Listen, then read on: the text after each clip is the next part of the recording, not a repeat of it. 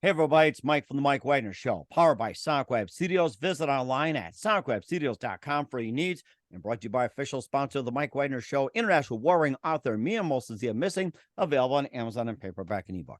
We're here with an amazing lady who's multi-talented, who's a DJ and a promoter from Coral Springs, Florida, with a passion for music beginning at the age of 12. She began DJing at the age of 20 at Lynn University in Boca Raton. Also played violin, piano, and also in church, music recitals, in orchestras, on a Beatles tribute concert, and also an avid Beatles fan, and interviewed a lot of great musicians. And she's also got the history in rock and roll, talk about her radio show, and also some upcoming events, a lot of Beatles memorabilia. Live, ladies and gentlemen, from the Plus Studios in beautiful sunny Florida. We got the multi-talented DJ, promoter, and radio host of our wonderful show, The History of Rock and Roll, ladies and gentlemen, Meagan Paese. Meagan, good morning, good afternoon, good evening. Thanks for joining us today.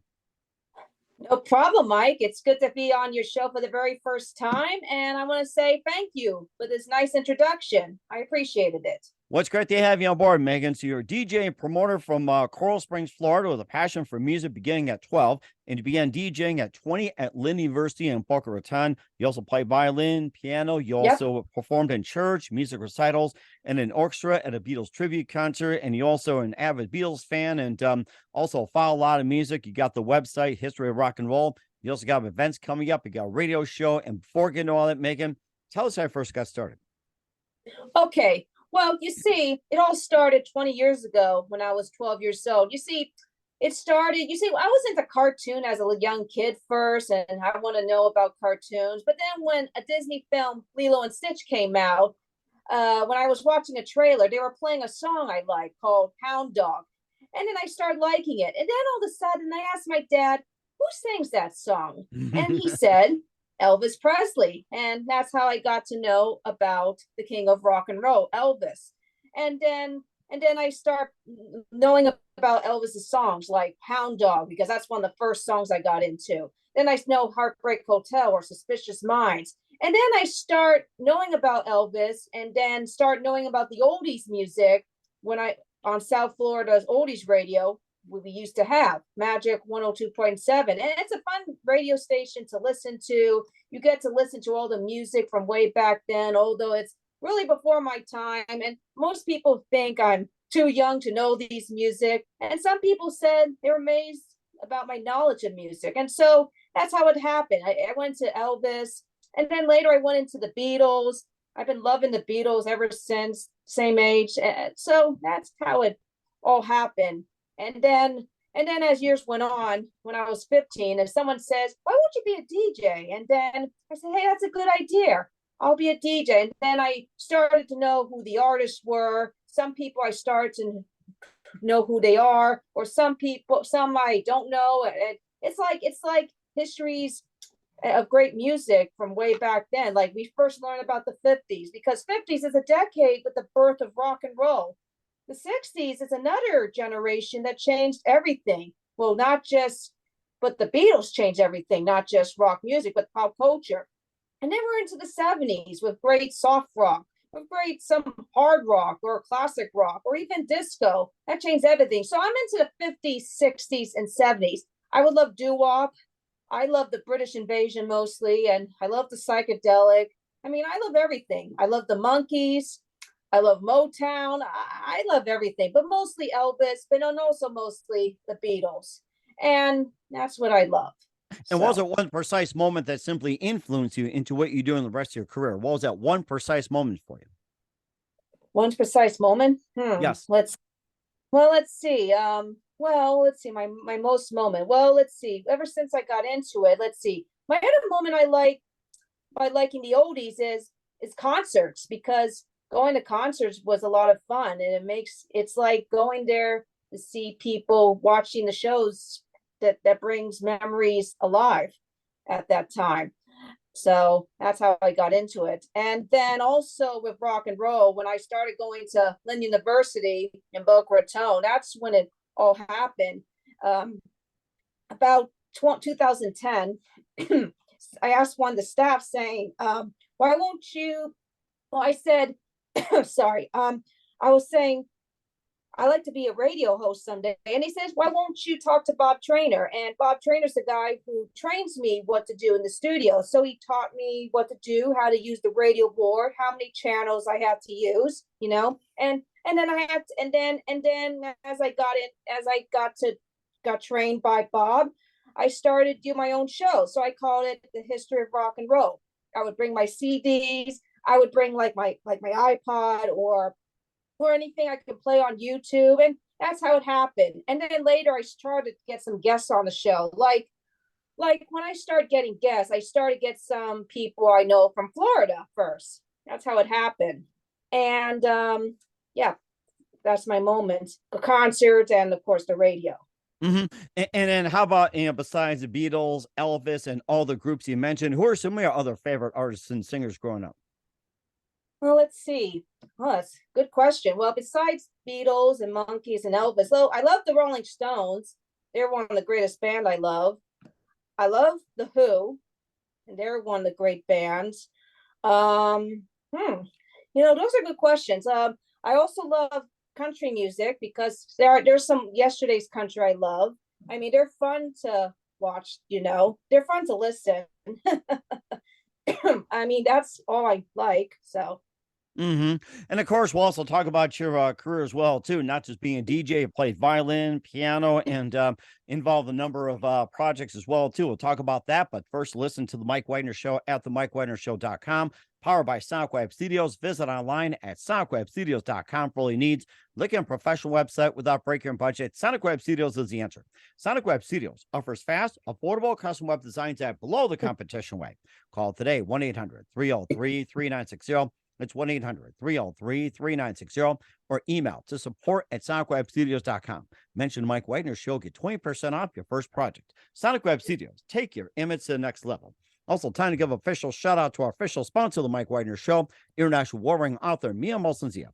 If you love fast-paced mysteries, you'll love Missing by Mia Molson-Zia, available on Amazon in paperback and ebook. Missing is fast-paced and intriguing with an unforgettable twist. Takes place in 4 countries, 2 strangers, 1 target, where truth is an illusion and those you love will be the first go missing. It's available on Amazon in paperback and ebook. Missing by Mia Molson-Zia has garnered great reviews, and Eve 11 endorsed by Howard celebrities, including Joanna Cassie, Forge Riley, and M&M's. So grab your copy today for it goes Missing by Mia Molson-Zia. Available on Amazon. Also, check out the Mike Wagner Show at themikewagnershow.com. Over 40 podcast platforms, heard in over 100 countries, including Facebook, SoundCloud, Spreaker, Spotify, and iHeartRadio. Also, Anchor FM, iTunes, Google Play, Amazon, Audible, Apple Music. Also on HamiltonRadio.net every Thursday night at 9 p.m. Eastern, 8 p.m. Central. Also on BitChute, Rumble, and a few networks coming soon. Take the Mike Wagner Show on any mobile device. Subscribe to the Mike Wagner Show on the YouTube channel. Follow the Mike Wagner Show on Instagram, Twitter, and TikTok today. And for great gift ideas, go to Amazon.com. Check out the Mike Wagner Show podcast. T-shirts, pop sockets, throw pillows, tote bags, hoodies. Makes great gifts 24/7. Go to Amazon.com. Check out the Mike Wagner Show podcast. And for more great gift ideas, go to Amazon.com/Mia Molson-Zia. Great books like Missing, Once, and Wrinkles. Also t-shirts, pop sockets, hoodies, phone cases, and more. Amazon.com/Mia Molson-Zia. Check it out today. I'll support the Mike Wagner Show on Anchor FM, PayPal, and the MikeWagnerShow.com. Make sure you do so today. We're here with the amazing DJ and promoter of Coral Springs, Florida, with a passion for music, Meagan Paese here on the Mike Wagner Show. Before I talk about the history of rock and roll, your radio show, and your fabulous career, you play violin, you play the piano, you're in church, music recitals, and you're in the orchestra at a Beatles tribute concert. And tell us about some of your musical background and, what inspired you to do things and maybe just a bit of story behind it. Well, let's see. Well, it started with my dad because my dad used to play violin when he was a teenager through college. While he used to live in New York. Well, you see, when I was in the 6th grade, I was in a music class and we were starting to learn violin. And then all of a sudden I start going through my dad's old violin that he used to play a long time ago. And then he got me into music lessons. So I started doing music lessons. I used to take an orchestra class, and that's how it happened. But then all of a sudden, my mom says, hey, why won't you do a play like in the orchestra or something? And I said, hey, I like that idea. And then I started trying to play in the church, and I started at St. Elizabeth Ann Seton here in Coral Springs with my music director, Edward Person, great guy.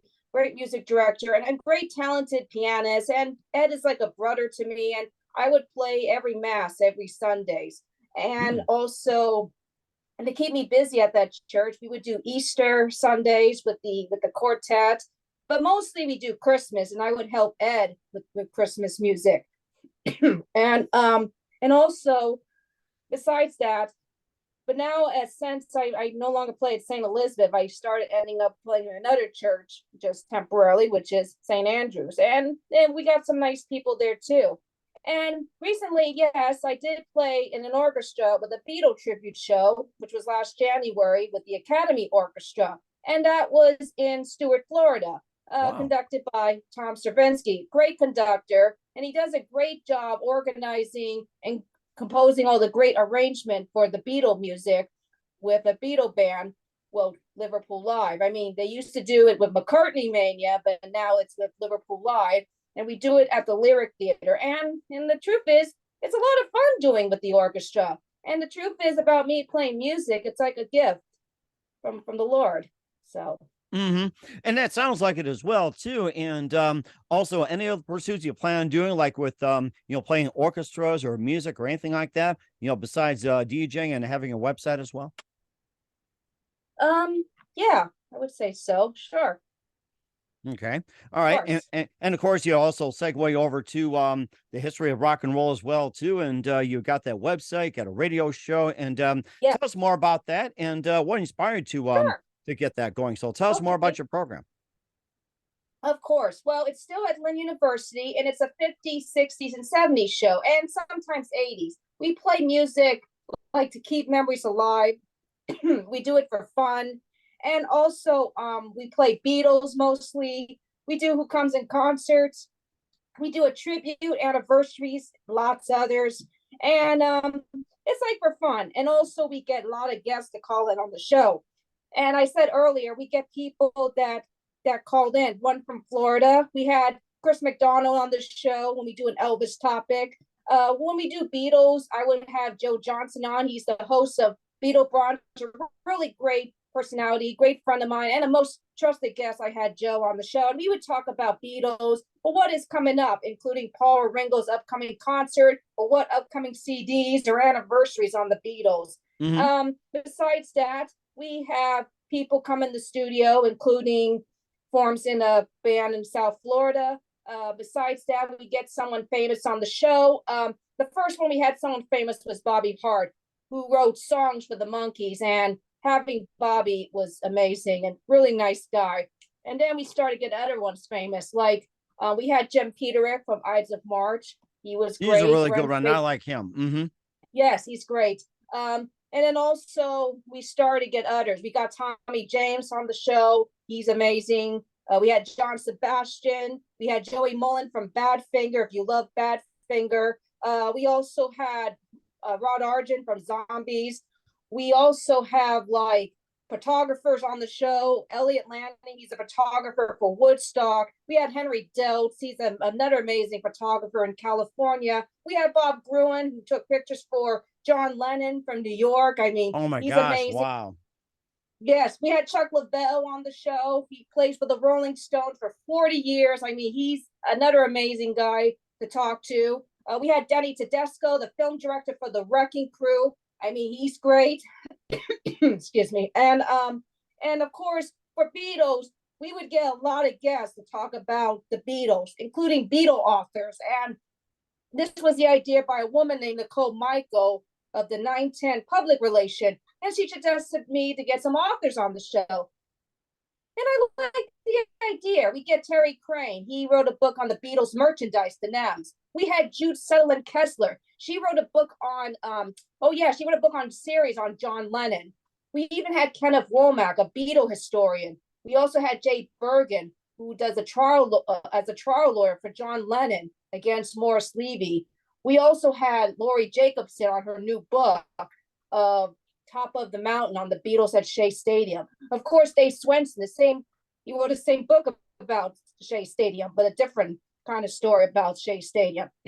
Hmm. And we have Robert Haranias on Yellow Submarine. He was amazing too. And besides Beatles, we would have guests to talk about the connections on the Monkees besides Bobby Hart. I had two people that played for Mickey Dolenz, and they were amazing, Wayne Avers and John Billings.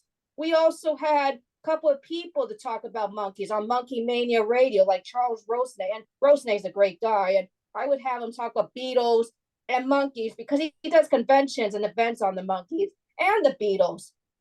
We also have, we have Mick Lawless. He was great. We also have Fred Velez on the Beatles book. He came out, A Little Bit Me, A Little Bit You, and A Little Bit Me, A Little Bit You, #2. That was amazing. And also we had the person you interviewed, and he's also a really big Monkey fan, Mickey Galena. Yeah, I know him. That's right. What a guy. Should we give a big shout out to him or something since he helped you get on? Yes. I mean, he's got to be the number one Monkees fan, Beatles fan, whatever fan, you fan, everything else. So yeah. So yeah, I had him on to talk about the Monkees too. Anything, any topics. And then we do shows Who Comes in Contra, as I said, the Stones. We did the Who. We do everything. And then there's someone's tribute who passed away recently. We do that. Or anniversaries. We would do the years. So that's it. So that's what I do for fun. And of course, on my website, we get more listeners on the show. Like one time when I do live, we start to get more listeners. But with the rebroadcast now as a podcast, we get more and more listeners as well. So we get listeners from Florida. We get listeners from Los Angeles, well, actually California, Vegas, New York. We got one in Memphis. We got listeners from like London and Liverpool. And we also got listeners from Sirius XM, the Beatles channel, and 60s Gold. And we even got the Rock and Roll Hall of Fame tuning in, and the Musician Hall of Fame in Nashville. So wow, that's interesting. And what percentage would you say that the people from Liverpool tuned in, since you mentioned about that? Ooh, that's a good question, Mike. Well, let's see. That's a really good question. Well, let's see.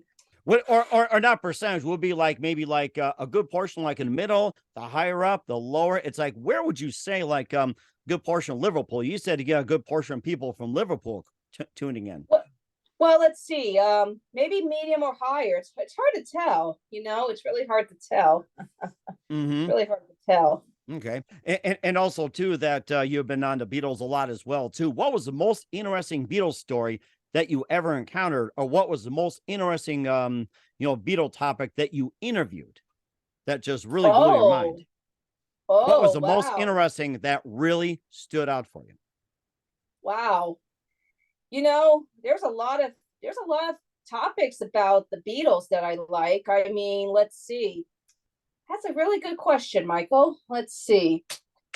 Okay, let's see. or like say about the Shea Stadium or John Lennon's photographer, or even like the Cavern Club or anything like that, or even like what's the most bizarre, like say with Ringo Starr and their offshoots and everything, Paul McCartney, like what he likes to eat or anything like that. There's stories that you talk to people, but it's like what was like the most interesting interview that you have ever talked to, and talk about that. What was the most interesting interview that stood out to you? Well, there's one last February. I did a show called The Beatles Fab Four Cities. That's like in Liverpool, London, Hamburg, and New York. And I interviewed 3 amazing guests on the show, and they're like tour guides.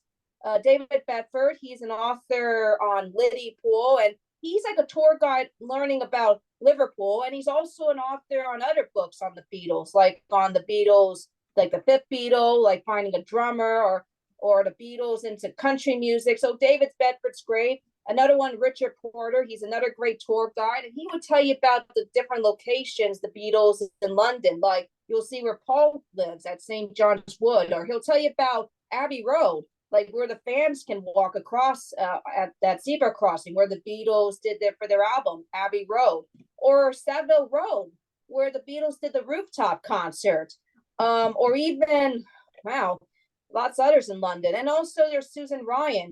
She's amazing too, to tell me about the Beatles in New York, including their first U.S. visit, or even where John Lennon stayed in Dakota.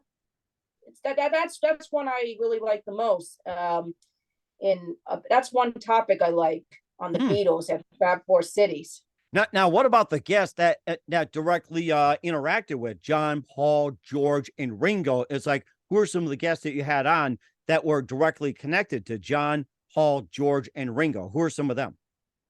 Well, let's see. Interacting with one of the Beatles. Well, let's see. Well, I interviewed Bob Gruen. He had some good interacting, and he's a close friend with John Lennon. And I would have him talk everything about John. Like he Oh, would say, oh, really? Like what? well, like he would talk about how John had Bob to take a picture of John like to the Statue of Liberty because John wants to show that he wants to be kept in the US because when he was in New York, Nixon was trying to kick him out of the country at that time because of against the Vietnam War. And also he also had Bob Gruen take pictures of him anywhere until John passed on, well, until he got shot and killed. But that was a good interaction. Let's see. No, Another no, one is no. Let me get back to Bob Bruin. Was Bob Bruin the photographer? The one that took the picture of John Lennon the night he was killed? no, he didn't. But there was a woman I heard who took pictures of John right before he got killed on that day was Annie Leibovitz. She took some shots until he got right before he got killed. Wow, that was something. And you probably Yes. want to have her on the show too. And going back Not to really. what's No, that? no, I didn't have Annie Leibovitz on, just Bob Gruen. Okay. And then you also want to talk about some of the others as well, too, like, more on John Lennon connected than George, Paul, Ringo, and everything else. It's like, basically it's like what was George's personality, Paul's personality, Ringo's personality, based on, the people he had on. It's like with their interactions with these guys. Okay, well, I got one that has interaction with Paul McCartney, and this guy is the former guitarist for Wings since 1978, and that is Lawrence Juber. Oh, And yes, that's it. I love Wings. That's one of my favorites. Yes. yes, Lawrence is a great guitarist. I mean, I got him on the show with the help of his wife, Hope Juber, and Hope is actually the daughter of Cheryl Schwartz, the creator of the Brady Bunch. So Oh, she my helped me. goodness. Wow. Yes, she's the one who helped me. So I got Lawrence, and Lawrence is actually a really nice guy, a really talented guitarist, and also great guitar picking. I mean, he would tell me about how he joined Wings because it started with Denny Lane, and then he tells me how he played with Wings with Paul on the orchestra theme, and that was from the album Back to the Egg, and that was a great album he discussed. We talked about how Paul McCartney got in trouble in Japan. That was back in 1980. So that was a good interaction Lawrence Juber had. That's another one.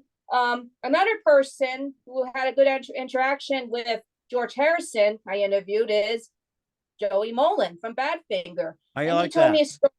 Yeah, he told me how Badfinger recorded stuff with George Harrison, including for the All Things Must Pass album, and also when Badfinger joined with George for the concert for the Bangladesh. So that was amazing too.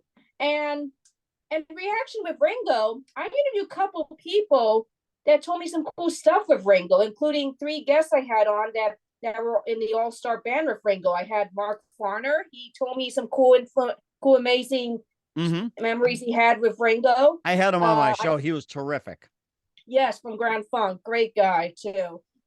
We had Rick Derringer, Rock and Roll Hoochie Coo. He told me Hmm. some cool moments he had with Ringo and Rod Argent from the Zombies because I would ask him, "What was your great moment with Ringo Starr?" And they would tell me about it. So it was Hmm. amazing. And then And uh-huh. and then in terms of like the personalities, is like interacting with Paul and George and Ringo and all that. What were they really like as people? What was Paul really like as a person? What was George really like as a person? And what was Ringo really like a person, according to the guests he had on the show?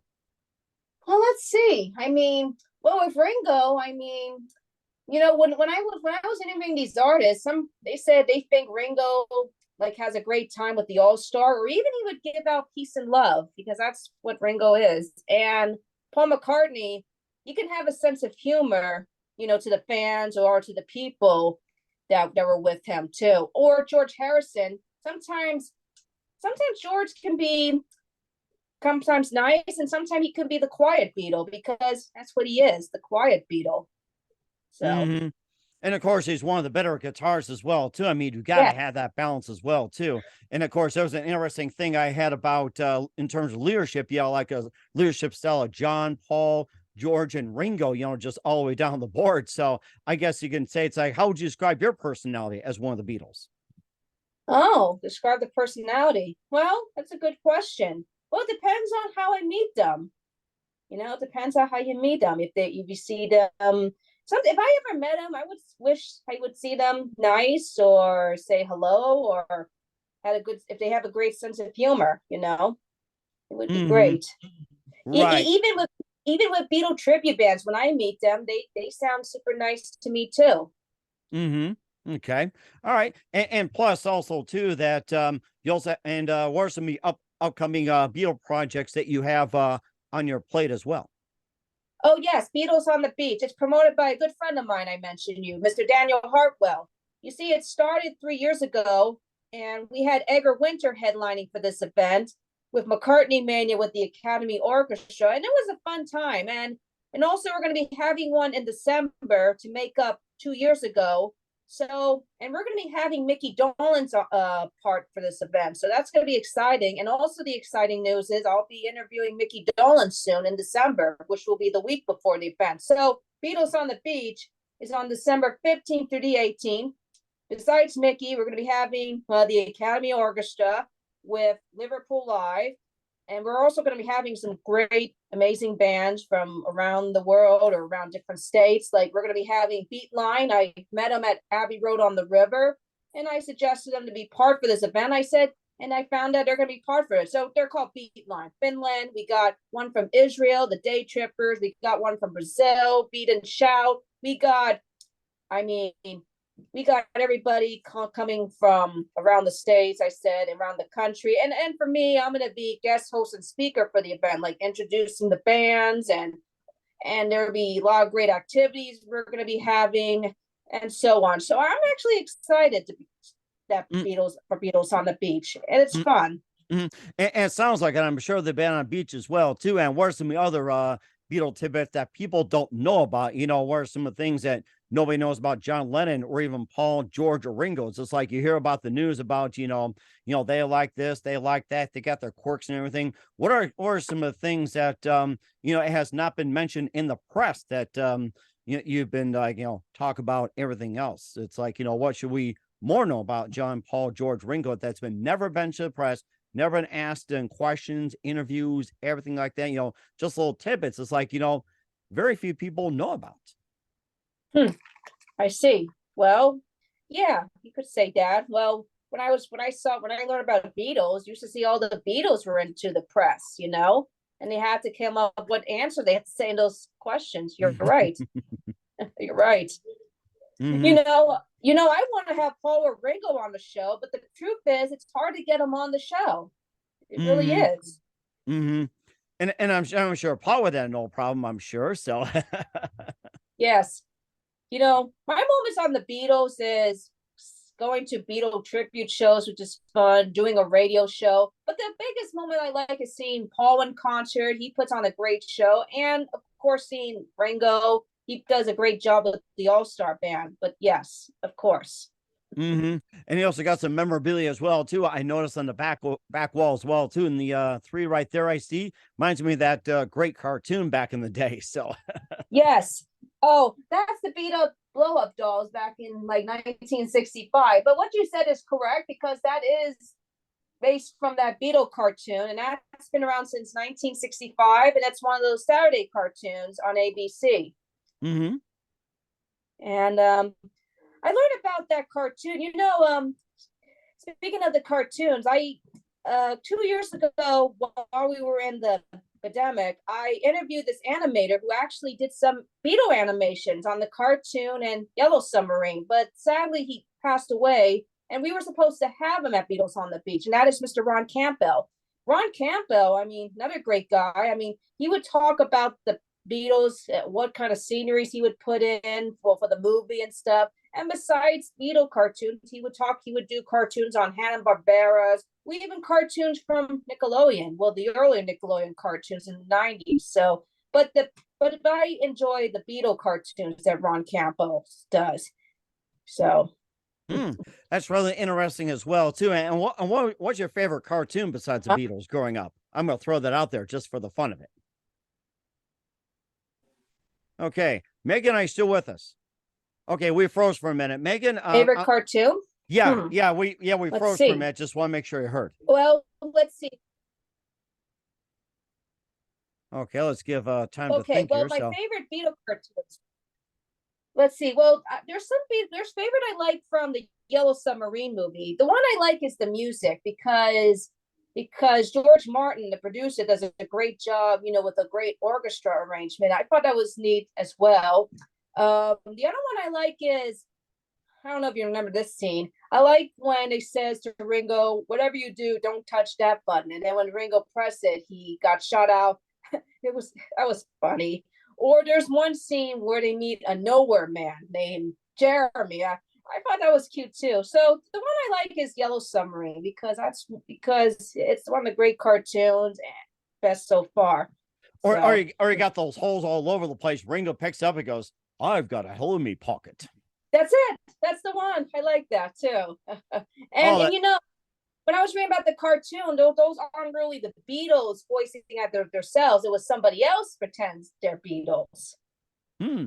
That's really interesting. Yes. That's really interesting as well too. And also we do have a lot for you as well too. And of course we have more on the Beatles as well too. And most importantly, what's coming up for Meagan Paese as well too. I'll find out just 1 minute. Listen to the Mike Wagner Show at the MikeWagnerShow.com, powered by Sonic Web Studios. Visit online at sonicwebstudios.com for all your needs, and brought to you by official sponsor of the Mike Wagner Show, international warring author Mia Molson Missing, available on Amazon and paperback and ebook. We'll be back with DJ and promoter and the host of History and Rock and Roll, Meagan Paese, after this time out. We're back with DJ and promoter of Coral Springs, Florida, and the history of rock and roll and #1 Beatle maniac, Meagan Paese, here on the Mike Wagner Show. And Meagan, what can we expect from you in 2022 and 23 and beyond? Let's see for myself. Well, I want to keep my radio show going, and I want people in the future to know what the old music was like back then, because in the future, I have to know how it all started. And for myself, I want to keep playing on my violin. I want to keep playing more in the orchestra too. If it's classical, I can do classical, or if if I do American songbooks, that would be great for great American songbooks. If I play music on Broadway, I would do Broadway. Or if they do a show on rock and roll with symphonic rock, I would do that too. I mean, that's one of my great moments I wish for the future. All right, well, And certainly go ahead. And more positive too. Yes, definitely too. And we're looking forward to that. And who do you consider biggest influence in your career? My influence? Well, well, let's see. My influence in my career. My influence is my violin playing. I mean, I love playing music, and sometimes I like to play music that can play more beautifully, or sometimes emotionally too. Sometimes love songs too. Sometimes I would play more proud on my music, or for my influence on violin, I want to make it excitement, just like these other DJs does back then as well. Mm-hmm. So, And what's the best advice you can give to anybody at this point?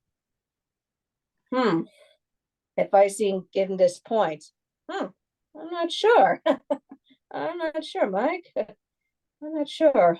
Oh, that's okay. We'll let you figure out later as well too. And I'm gonna throw one more thing out there, which I should have thought of. What is your #1 favorite all-time favorite Beatles song and why?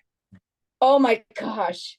Well, I mean, there's a lot. I'm gonna go with "I Want to Hold Your Hand" because that's one of the first songs I remember when I first heard the Beatles. I mean, it started ever since I got into it when I was just a kid. I mean, the Beatles, that's the song that changed everything for rock and roll. It's one of my favorites, I'll say. Mm-hmm. And where can we find all your where can we find your radio show, your website, and everything at? Okay, well, to find it is www.thehistoryofrockandroll.net. And right now it's podcast just for right now. And you can find these past shows on recorded shows. You can check out on my upcoming shows. And also I have a Facebook page called The History of Rock and Roll. So all I do is post histories, or I post the upcoming shows, you name them. All right, we'll certainly do that. Once again, we're with Meagan Paese of the History and Rock and Roll from Coral Springs, Florida, and Mike Wagner's show. Meagan, a very big thank you for your time. You've been absolutely fantastic. Learned a lot. Looking forward to it soon. Keep us up to date. Keep in touch. Glad to have you back. And once again, what's your website? How do people contact you? And where can people check you out at? Oh, well, they can check me out on my website, but also they can check me out on my Facebook as well. And the website is? www.thehistoryofrockandroll.net. And also on podcast, where can we find you on what podcast platform? Well, I don't know if I have a platform, but my podcast is on my website. All they have to do is find it on the recorded shows. It'll be on there.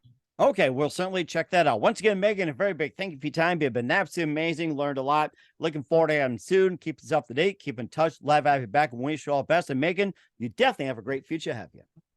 Thank you. No problem, Michael. I appreciate it.